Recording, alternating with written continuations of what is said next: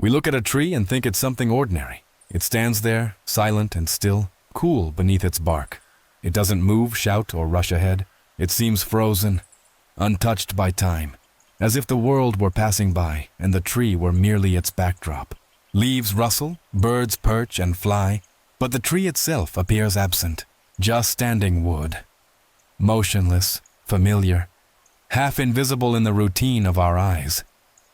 And yet, if you look closer, that still body holds the story of a life unfolding over hundreds, sometimes thousands of years. Every knot, every ring, every scar in its bark is a record of rain and drought, of storms and winds, of springs and winters that have come and gone while it continues to grow. The tree we call ordinary is, in truth, a living machine, an architect of ecosystems, a witness to time itself. We pass it by daily, unaware that in its quiet form lies a power of life beyond anything we can easily comprehend. But before there was a tree, there was a seed, a small, unremarkable grain that fell to the ground, something so tiny it could be mistaken for dust. Yet within it lies all the potential of life, the evolutionary wisdom of millions of years, a survival strategy written into its DNA. It's more than a plant. It's a capsule of time, carrying within it the memory and future of forests, parks, and entire landscapes. Not every seed gets the chance to grow. The wind may scatter it, an animal may carry it away, the soil may be too dry, or water may drown it. But evolution has taught seeds endurance. Some wear hard shells to protect them from drying or being eaten. Others grow wings, like maple or pine, to drift far from competition. Some even release chemicals that delay germination until the conditions are perfect. When the right signs arrive, moisture, warmth, a breath of oxygen, the seed awakens. Something begins to pulse within it. A primitive movement, an impulse toward growth. The shell cracks. A root pushes down like a small anchor. The first contact with the earth, the first act of life. The root doesn't just hold it in place. It begins to seek water, minerals, nitrogen, the raw fuel for everything to come. Inside, a storm of chemistry begins. Genes awaken, triggering division, the creation of tissues and organs. Plant hormones, auxins, cytokinins, gibberellins orchestrate every movement, balancing energy between root and stem. Each tiny elongation of a cell is the result of millions of years of refinement. When the sprout finally breaks through the soil, it's still fragile. Its first leaves, the cotyledons, are its lifeline, catching sunlight and turning it into sugars that will power the young tree before its roots take full control. Each leaf is a miniature factory of life, creating oxygen and food from light. But even at this stage, the seedling isn't alone. From its first days, it enters into relationships with the unseen world beneath it. Microscopic fungi form symbiotic networks around its roots, mycorrhizae, sharing nutrients the young tree couldn't access on its own, while receiving sugars in return. Long before it stands above the ground, it's already part of a larger web of life. Every threat now is monumental. An insect bite, a dry spell, a patch of shade too deep. Survival isn't luck, it's strategy. Some seeds can wait years underground until the odds improve. Others adapt to grow in shadow, stretching thin stems toward whatever light they can find. Every sprout that survives is a triumph of patience and cooperation. It's a reminder that life begins quietly, invisibly, from almost nothing. From one speck of potential can rise a tree that will live for centuries. Shelter birds, purify air, offer shade, and stand as a symbol of endurance itself. When that seedling finally reaches the light, its real struggle begins. It must now fight for space, for air, water, sun. Around it, grasses, shrubs, and other trees are doing the same. Every leaf is a solar panel in a contest for life. Growth in those first years is slow, almost imperceptible. The roots push deeper, seeking what's hidden. The young tree is fragile, exposed to drought, frost, and insects. But its tissues are elastic, its leaves sensitive, and its hormones regulate a delicate balance between expansion above and below ground. Every millimeter is a calculation of survival. It also begins to collaborate, Mycorrhizal fungi share nutrients and sometimes protect it from disease. Insects, once seen as enemies, become allies, pollinating flowers or preying on worse invaders. Every relationship, no matter how subtle, plays a role in its fate. And then there is the wind. The tree bends, trembles, learns resilience. Each gust strengthens it, thickens its fibers, deepens its roots. Storms, which to us seem destructive, are its teachers, training it to endure. Not all saplings reach the canopy. Most perish in the early years, but those that survive become the forest's pioneers, shaping climate, enriching soil, creating shade for others to grow. Even as a sapling, the tree begins to change the world around it, moistening soil, cooling air, offering homes to insects and small animals. Every leaf, every branch becomes a small ecosystem. It is no longer just a single life, but a network, a bridge between countless others. The young tree teaches us patience. Its rhythm of life is unlike ours, yet every centimeter of its growth is a triumph of evolution. Proof that life can overcome obstacles, adapt, fight for its place, and finally reach the light. From a tiny seed emerges a fragile being that slowly learns strength, balance, and resilience. Its first steps toward the majesty it will one day embody. After many years, sometimes decades, of wind, rain, disease, and competition, the young sapling becomes a mature tree. Its life is no longer just a struggle for survival. It becomes the foundation for everything around it. The mature tree is no longer a solitary being. It is a microcosm, an architect of ecosystems, a giant that shapes the life surrounding it. Its crown, spread wide and high, filters sunlight, casting shade upon the ground. Beneath its branches, the air is cooler, the humidity higher, the soil richer and more alive. The leaves produce oxygen through photosynthesis, absorbing carbon dioxide and neutralizing pollutants. It is a vast biological purifier, working tirelessly day after day, year after year.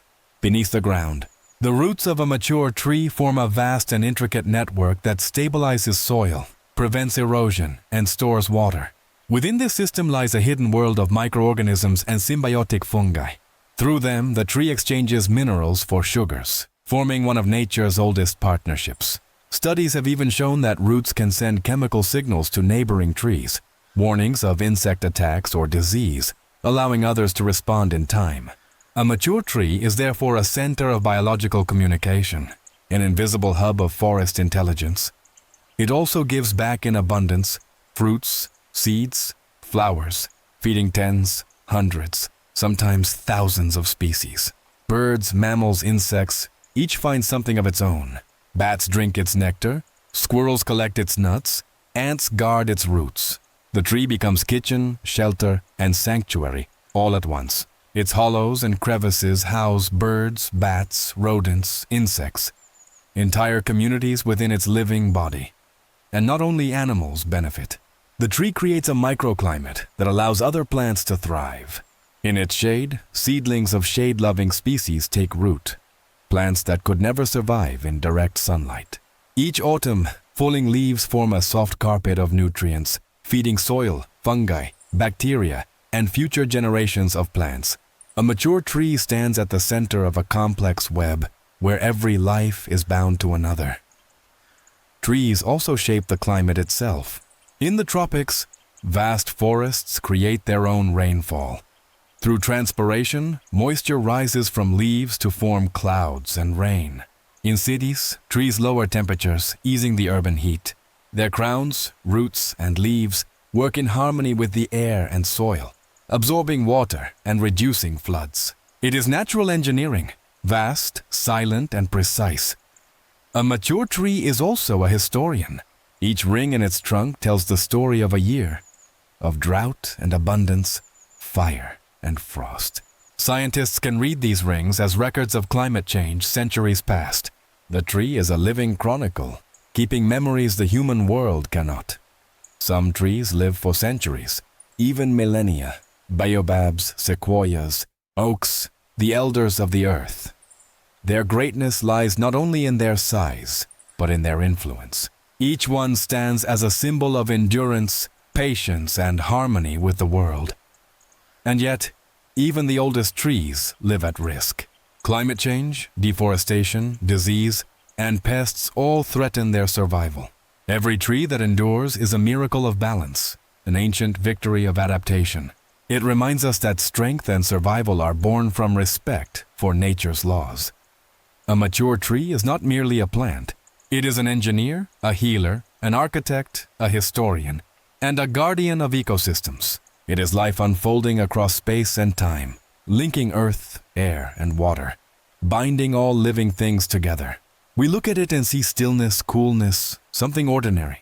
But in truth, before us stands a giant that has shaped the life of this planet for ages. Humanity and trees share a story older than any empire. Long before we learned to build homes, to make fire, to forge metal, we lived in their shadow.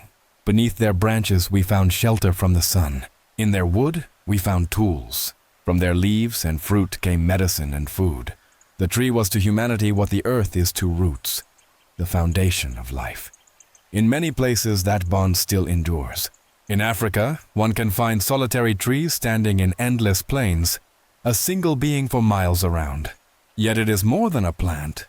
It is the center of life for an entire community. People gather beneath its shade to rest, trade, pray, or simply speak. Its shadow is a sanctuary where the air cools, where the body recovers. It gives fruit, leaves, sometimes even water. For its roots reach deeper than human hands can dig. Such a tree is the baobab, the tree of life. Within its trunk, it stores thousands of liters of water for the dry season. Its fruit, rich in vitamin C, feeds people and animals alike. Its leaves heal. Its bark becomes rope and cloth. For many African tribes, the baobab is sacred, a symbol of endurance, because when all else dies, it remains. But one need not look so far to understand how deeply trees are woven into human life. Everywhere on Earth, we rely on their gifts. Wood was our first building material, our first source of warmth, our first tool for survival. Paper, homes, bridges, instruments, furniture, almost everything we have built began in the heart of a tree. Even our language remembers them. Family roots, branches of knowledge, the trunk of culture. Trees are carved into our consciousness, because for millennia, humankind and tree have been one story. Trees do more than feed and shelter. They heal.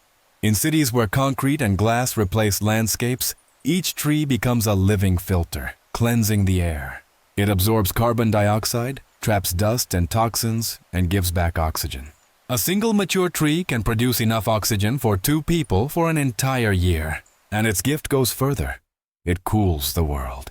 Through transpiration, as water evaporates from its leaves, the surrounding air drops by several degrees. On a hot day, the difference between a shaded park and a bare street can feel like the difference between exhaustion and relief, between silence and breath. For city dwellers, trees are a pulse of balance. Contact with greenery lowers cortisol, the stress hormone, sharpens focus, and strengthens immunity. In Japan, this has become a philosophy. Shinrin-yoku, the forest bath.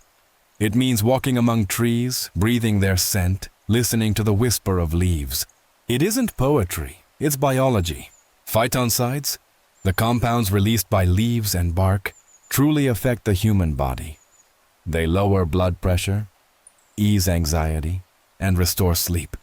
It's no coincidence that more and more people are hugging trees. It isn't some new trend, but a return to an instinct that has always lived within us.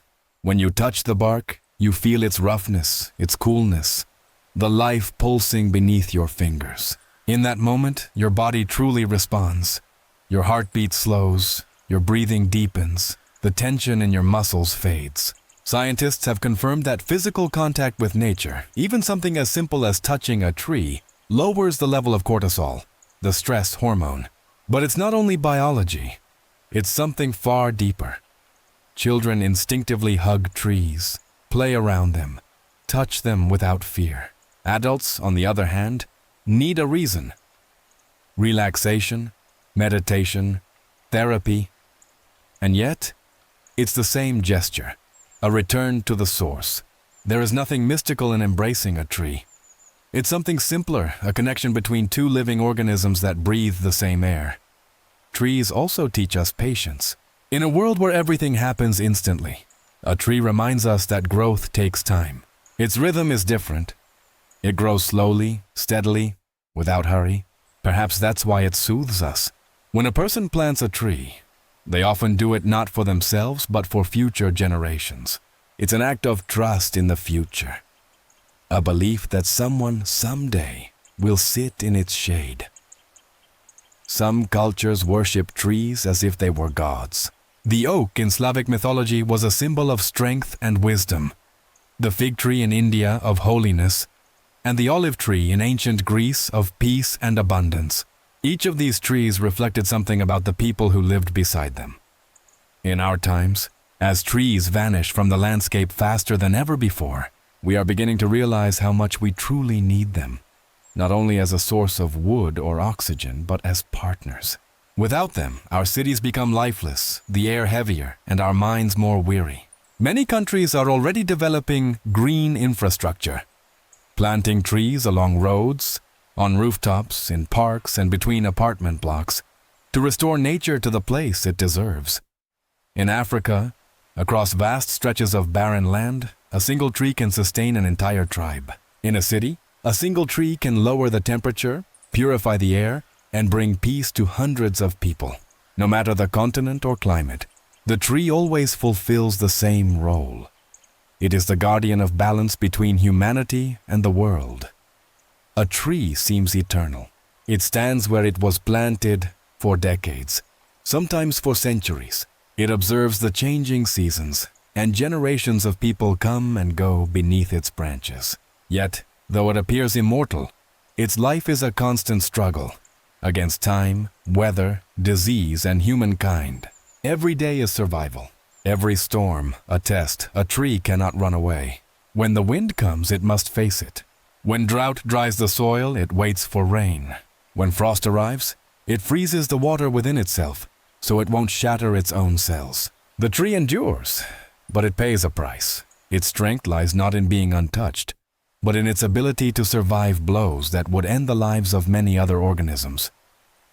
One of the most powerful enemies of a tree is lightning. Tall, solitary trees attract atmospheric discharges like magnets. In a split second, a current of millions of volts passes through the trunk, hotter than the surface of the sun. The water inside its tissues turns instantly to steam, and the pressure within the trunk explodes. The tree bursts open, the bark flying, the wood cracking with a roar, as if the earth itself were releasing its fury. And yet sometimes the tree survives. Outwardly cracked, charred, hollowed within, it continues to live. It creates new tissue, seals its wounds, rebuilds its bark. For years it carries the scar, a silent mark left by lightning, and it is those scars that make it stronger. For with every trial, it learns to endure even better. The wind is another unpredictable opponent.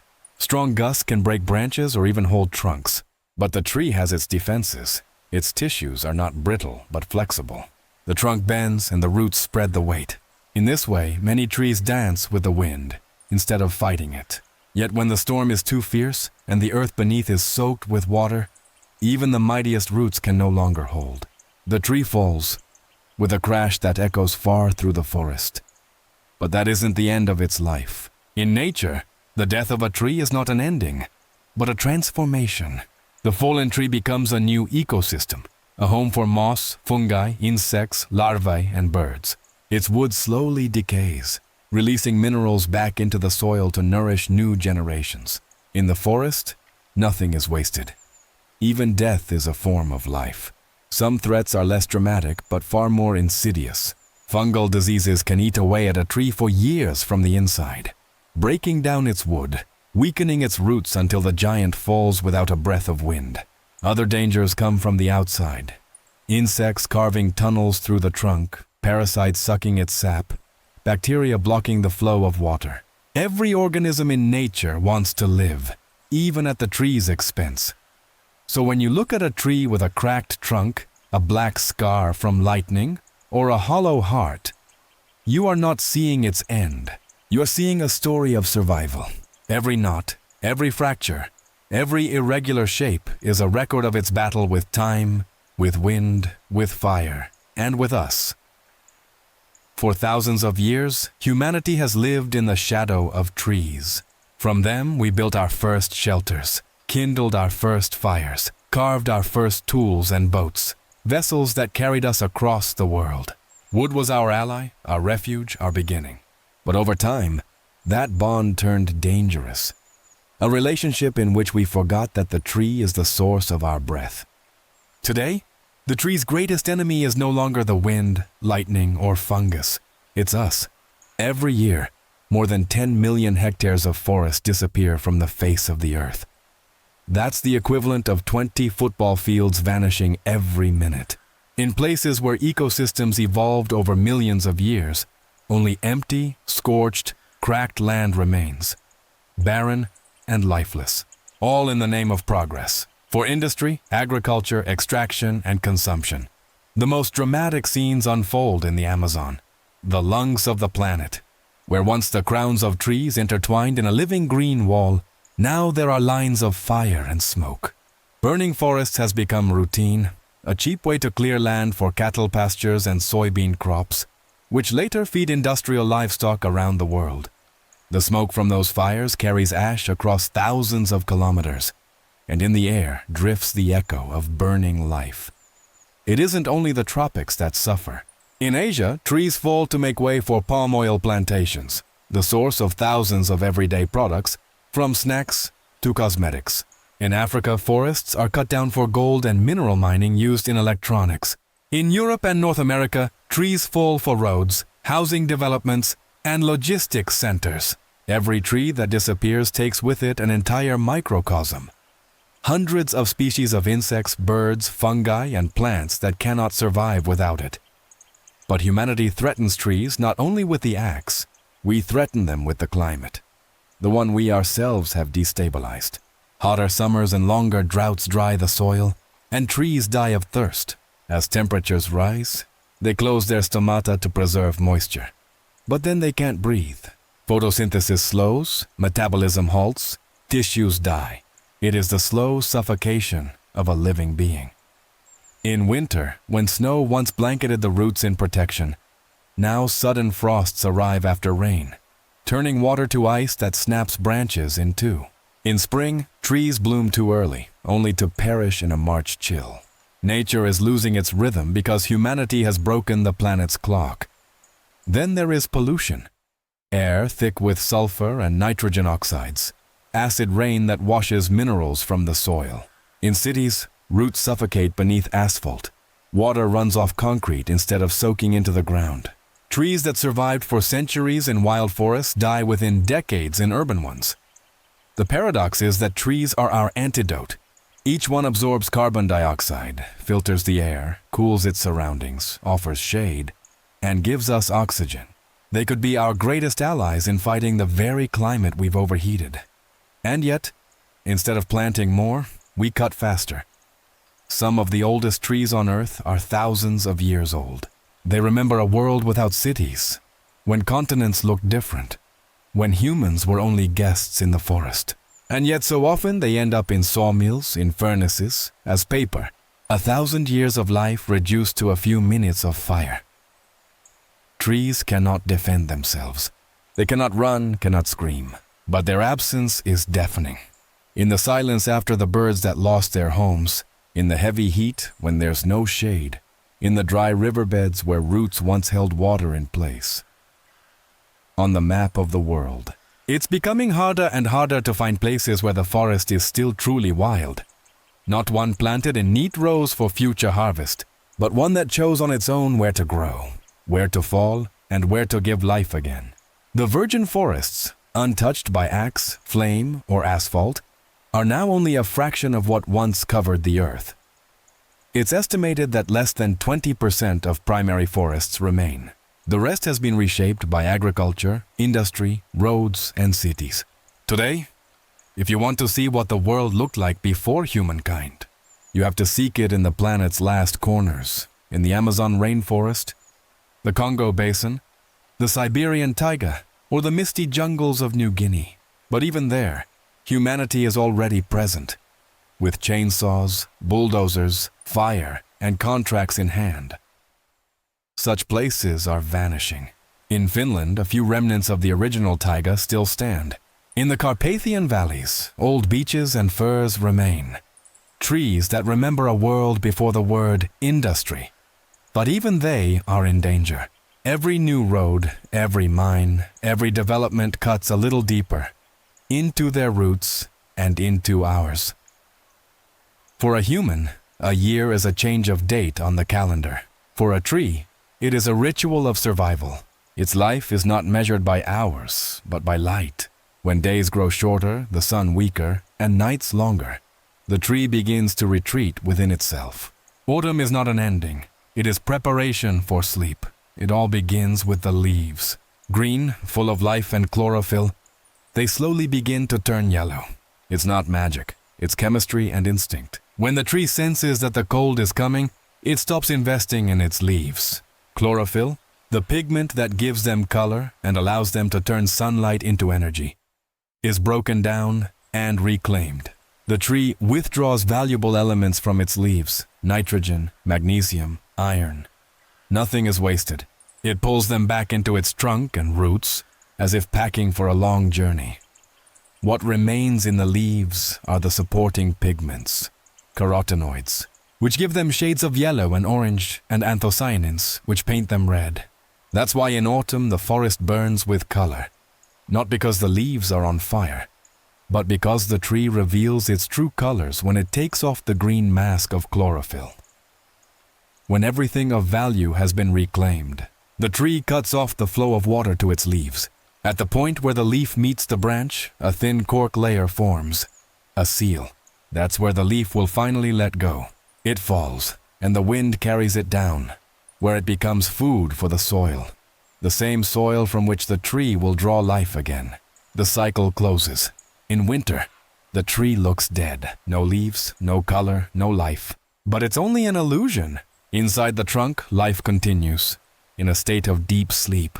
Metabolism slows to a minimum, the sap thickens, and the water inside its cells changes composition so it won't freeze. Sugars and proteins act as natural antifreeze. It's a brilliant mechanism, an evolutionary armor against winter. The roots also sleep, but not entirely. When the ground isn't completely frozen, they still slowly absorb water and keep the tree alive. In winter, the tree doesn't grow, but it listens to the world. It waits. It measures the length of the day, the temperature of the air, the rhythm of light reflecting off the snow. It knows when its time is coming, and then comes spring. The days grow longer, and the first warm rays of the sun awaken something that has been sleeping deep beneath the bark. Sap begins to flow. In conifers, you can hear faint cracks as the pressure rises. In birches, the sap appears. Sweet, life-giving, a sign that the tree is returning. Buds begin to swell on the branches. Those small, seemingly lifeless knots have been hidden all winter in hard scales, protected from the frost. Now they open, and from within crawl the first delicate leaves, light green, soft, fragile, the new lungs of the tree. With spring, the tree returns to its daily work, photosynthesis. In the leaves, the factory of light reawakens. Sunlight once again turns carbon dioxide and water into sugar, and the tree begins to grow. Day by day, millimeter by millimeter, at a quiet pace invisible to us, but for the tree, it is the essence of existence. In summer, the tree lives in fullness. This is its time of triumph. Sap runs through the trunk like blood, leaves drink in the light, roots pump water, and every branch hums with life. The tree breathes, collaborates with fungi in the soil, exchanges substances with other plants. It is its most beautiful moment, the peak of being. Yet even then, when the sun stands highest, the tree begins preparing for the next end. It stores sugars, strengthens its wood, and gathers reserves in its roots, because it knows autumn will come. It always does, and then everything begins again. The leaves turn yellow, the sap retreats downward, and the light withdraws. A year in the life of a tree comes full circle. In winter, when deciduous trees stand naked and silent, their crowns like black skeletons against the sky. Among the snow, some remain green, spruces, pines, firs, as if untouched by the stillness and cold of the world. While everything else rests, they endure. Green, unchanging, almost eternal. But that eternity is no accident. It's not magic, it's evolution's careful strategy. Conifers don't shed their leaves, their needles, because they are built to survive winter without sleep. The leaves of deciduous trees are delicate, thin, and wide, perfect for catching light, but terrible for surviving frost. Each leaf holds water, and when water freezes, it tears cells apart. That's why oaks, maples, and birches prefer to shed them before the cold arrives. Needles are a different story. Each one is a miniature biological fortress. Its surface is thick, waxy, covered with a cuticle, a natural shield that blocks both water loss and cold. The cells inside are rich in sugars and resins, acting as natural antifreeze. Even at 30 degrees below zero, the water inside doesn't freeze completely. The shape of the needle is no accident either. Thin and narrow, it has very little surface for evaporation. In winter, when the ground is frozen and the tree can't draw water, this is crucial. Conifers save every drop. They don't need to shed their leaves, they simply slow down. Their photosynthesis continues even in winter, running at the lowest possible speed. And that deep, dark green color? It signals a high concentration of chlorophyll. In the cold days, when sunlight is scarce, every ray counts. The needles can capture even the light reflected off the snow. That's why in winter, when everything else loses color, conifers still perform quiet, steady photosynthesis. They never fully sleep. They stand watch. That's why, in the middle of a snowy winter, the evergreen forest smells of resin. These trees breathe even when the world seems frozen. Their trunks pulse slowly, sap still flows, and their needles turn light into energy. For them, winter is not an enemy. It's part of life. Everything in their design serves survival. Roots reach deep to draw water from frozen soil layers. Resins and essential oils protect them from fungi and pests that might exploit weakness in the cold. Branches spiral so snow slides off easily without breaking them. Even the shape of the tree, tall, narrow, conical, is a masterpiece of adaptation. It's no accident that a pine tree looks like a pine tree. It's an aerodynamic structure crafted by nature to withstand blizzards and frost. Not all conifers, however, stay green year-round. The larch, the only one of its kind, sheds its needles each year, as if combining two worlds. It's its way of surviving in the coldest regions, where even resins can't protect it. But pine, spruce, and fir remain steadfast, even when snow buries their crowns. And it's thanks to them that the winter forest is not dead. Amid the whiteness stand these green guardians of life, symbols of endurance and balance. Their color reminds us that even in the darkest time of year, nature does not die. It merely slows down, breathes deeper, and waits for the return of light. And when spring comes and the snow melts, the needles that survived the entire winter wake up to full work again. Without the need to grow new leaves, conifers have an advantage. They can begin photosynthesis the moment the sun warms their crowns. That's why they grow longer and faster in harsh places where deciduous trees could never survive. That's why the north, the mountains, and the tundra belong to them. Where the world of leaves ends, the kingdom of needles begins. A tree knows no hurry. It doesn't understand deadlines. It feels no need to check what's happening in the world. It simply grows, every day, quietly, imperceptibly, without ambition or fear. And perhaps that's why it is so wise, because it lives in a time we've long forgotten.